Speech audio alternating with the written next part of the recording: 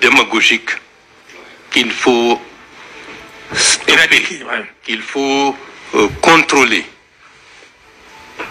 À tout bout de champ, lorsque vous sortez dans la rue, excellence, excellence, excellence, excellence.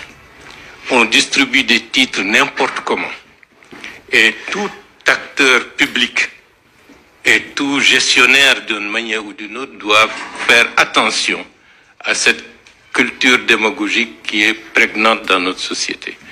Le président de la République, dans l'appellation juridique, répond à des conditionnalités. Le président de la transition, c'est clair. Le chef de l'État, c'est clair. Le commandant en chef suprême des forces armées, c'est clair. Le président de la République, dans tous les pays du monde, c'est quelqu'un qui doit être élu. Et donc, s'il n'y a pas eu élection, on peut être chef d'État, on peut être président, et bon, etc. Mais pas président de la République. Mais voilà, cabinet. Non, moi j'ai vu peut-être un commentaire. Je pense que, peut-être, je ne sais pas si monsieur Ba le partagera avec moi.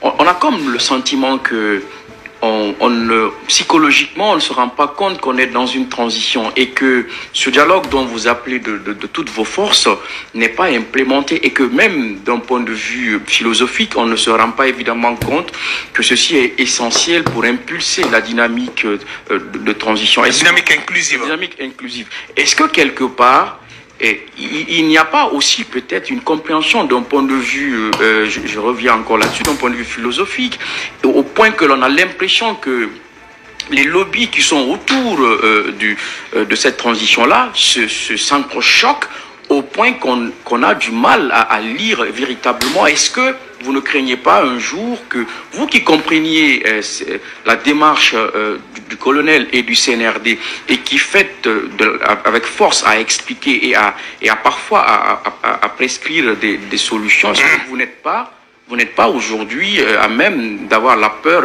peut-être un jour de ne pas peut-être comprendre un peu tout cela? Bon, vous savez, d'emblée, il y a eu des responsabilités qui doivent être assumées. Ouais. La classe politique guinéenne n'a pas été à la hauteur de la situation après le 5 septembre. On n'a pas mis le pays en avant, les intérêts majeurs stratégiques. Les gens, certains, ont mis leurs intérêts personnels au premier rang. Mais comment peut-on, du jour au lendemain, considérer un régime de transition comme étant un adversaire? Or, dans le cas d'une transition, il n'y a pas d'opposition, il n'y a pas de majorité. C'est la recherche d'un consensus à travers des structures permettant que ce consensus puisse prévaloir avec toutes les tendances possibles. Mais d'emblée, certains ont refusé systématiquement d'aller dans cette démarche et se sont posés en adversaire déclaré du processus en cours. Ouais.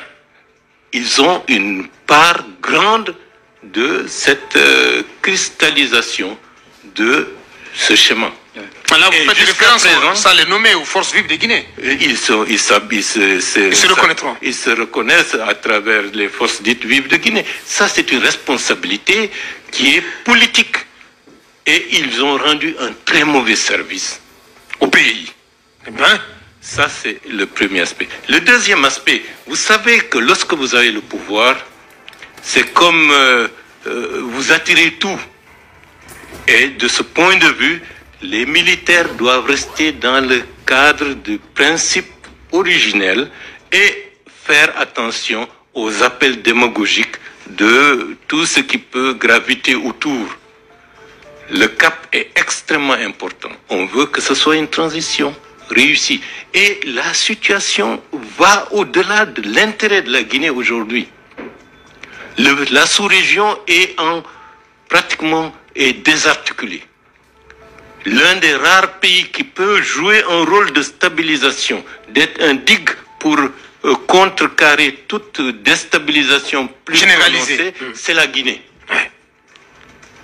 Et donc, c'est un appel à la responsabilité de tous, y compris des journalistes. C'est ce que nous essayons de faire tous les matins. Non, bien. C'est juste un rappel, oui. Chacun d'entre nous a sa part dans à ce qu'on réussisse. C'est comme le Chili. Si on décourage les joueurs